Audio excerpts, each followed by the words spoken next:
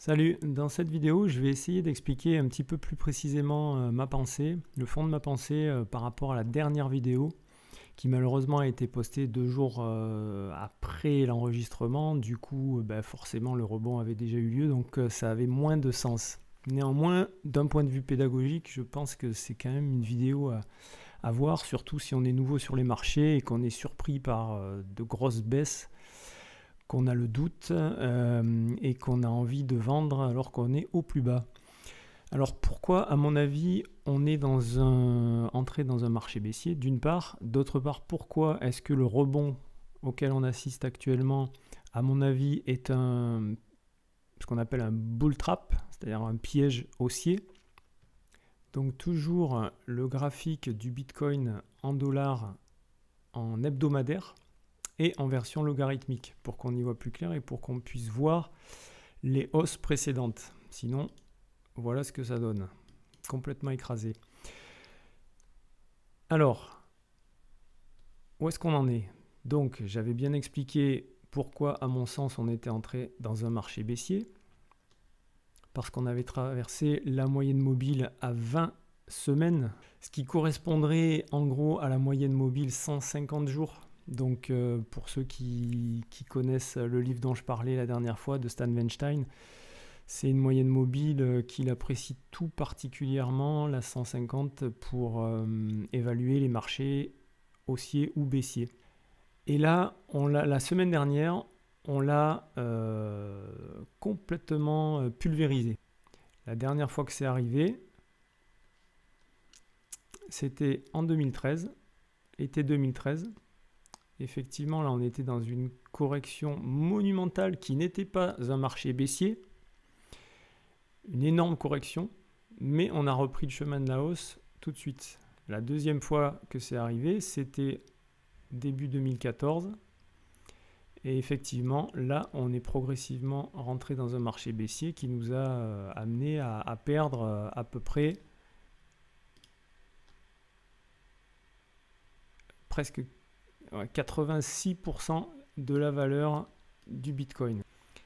En tout cas, pour le moment, pour moi, étant donné qu'on a traversé cette moyenne mobile, il y a de fortes chances pour qu'on aille retester la moyenne mobile. C'est pour ça que j'ai fait cette barre ici. Qu'on aille retester un ancien support devenu résistance. Donc dans la zone des 10 11 000. Il faudra être très vigilant et pas tomber dans un excès d'optimisme, un excès de confiance.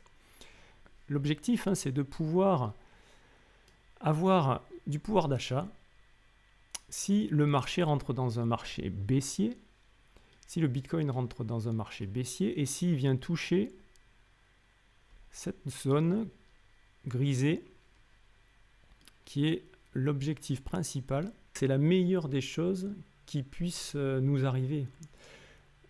C'est-à-dire que si on a pris ces dispositions et qu'on a un petit peu de cash, ou que sur la grosse poussée haussière qu'on va avoir là, étant donné le support court terme qu'on a trouvé, si on arrive à avoir un petit peu de cash et qu'on arrive à nouveau dans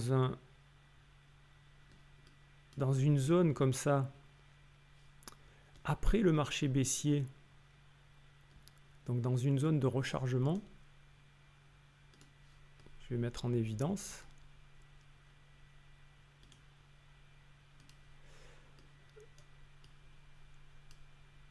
On va y arriver. Voilà. Voilà, donc là, on avait toute une zone de plusieurs mois. Donc là, en bas, tout en bas, à la base, c'est 1 an. C'est toute l'année 2015. Plus une bonne partie de l'année 2016.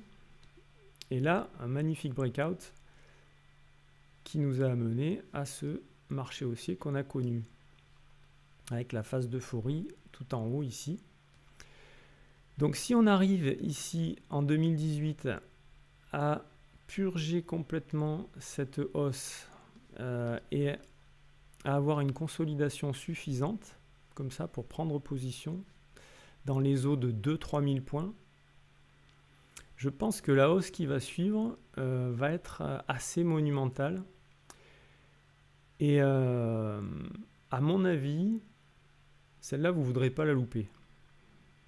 Je pense que vous ne voudrez pas la louper. C'est pour ça qu'il ne faut pas cramer son capital, soit en restant complètement investi sur des valeurs qui peuvent potentiellement prendre même les bonnes valeurs. Je veux dire, malheureusement, ça ne dépend pas des fondamentaux. Là, hein. Là, on est vraiment purement sur de l'émotionnel pur.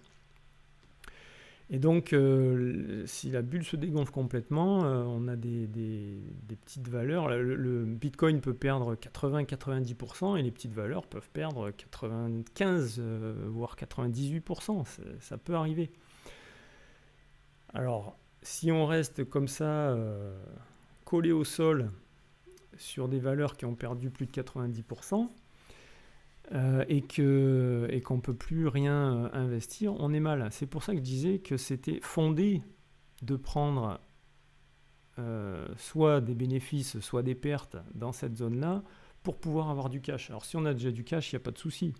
Moi j'ai des positions que je garde, même si elles vont au fond du gouffre, je les garde. Et surtout si elles vont au fond du gouffre d'ailleurs. C'est des positions très long terme, c'est des positions, soit c'est des positions que j'ai eues suite à des ICO, ou alors que j'ai eu vraiment tout en bas. Donc il n'y a pas de souci. Maintenant, si vous n'êtes pas confortable avec ça, pensez à ce que j'ai dit dans la dernière vidéo. Prenez quelques dispositions. Et pourquoi je dis ça? Parce que vous avez certainement déjà dû voir, donc vous tapez sur Google Market Cycle, et alors là vous voyez la psychologie des cycles de marché. Donc vous voyez ce qu'on a vécu, hein, avec la phase de doute au début, ou en tout cas d'incompréhension, on va dire, et ensuite l'espoir, l'optimisme, les croyances, etc., jusqu'à la phase d'euphorie, avec le pic qu'on a connu au mois de décembre, en novembre-décembre, sur le Bitcoin et sur toutes les cryptos. Puis une première vague de baisse, une première douche froide. Et on repart. Et c'est ça le bull trap. Voilà. Pour moi, on est là-dedans en ce moment. Voilà. Tant que j'ai pas la preuve du contraire, c'est mon scénario privilégié. Et j'aimerais vraiment que vous ayez conscience du risque si vous êtes trop investi. Regardez ensuite ce qui se passe en général, et puis quel que soit le marché. Hein, on a une baisse, un dégonflement de la bulle global. Et si on retourne... Alors ce que je voulais dire, hein, c'est qu'on a ce dégonflement jusqu'à la capitulation finale.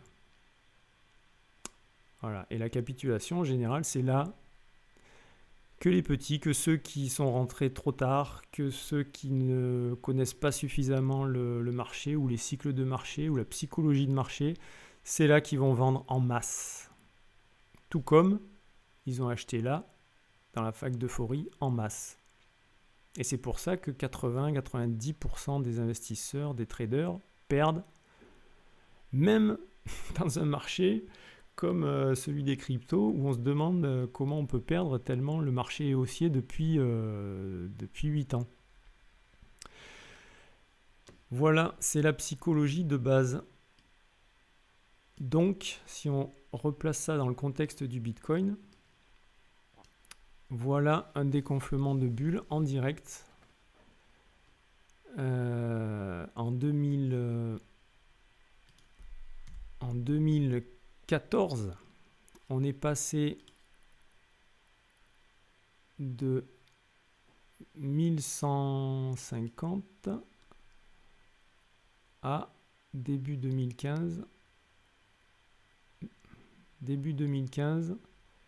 152. Voilà, moins 86%. Voilà ce qui peut arriver. Donc vous voyez, le bull trap, ici, on croit que tout est redevenu à la normale. Et en fait, après une lente dégringolade, donc en général, c'est quand même moins brutal qu'au début, mais malgré tout, il y a des pièges tout le long. Il y a à la fois des pièges et à la fois des grosses opportunités. Donc c'est pour ça, j'ai envie de dire, attention à ne pas faire n'importe quoi. Formez-vous, achetez le bouquin dont j'ai parlé l'autre fois, hein, de Stan Weinstein. Je remets le lien dans la description, c'est vraiment la base de la base pour comprendre la psychologie de marché. Simplement, en tout cas avec des mots simples, parce que voilà, j'en ai eu d'autres, mais celui-là est très très simple d'accès. Et voilà. Et là, c'est une application directe en live avec le Bitcoin et en accéléré, parce qu'avec les cryptos et le Bitcoin, tout est accéléré. Donc c'est ça qui est génial, c'est que c'est en accéléré, mais il y a intérêt de faire son apprentissage en accéléré également, sinon on se fait ramasser la petite cuillère. Voilà, je vous souhaite tout de bon.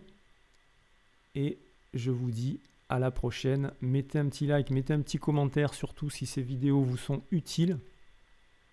Et j'espère vous retrouver bientôt pour une prochaine vidéo, si ça vous parle.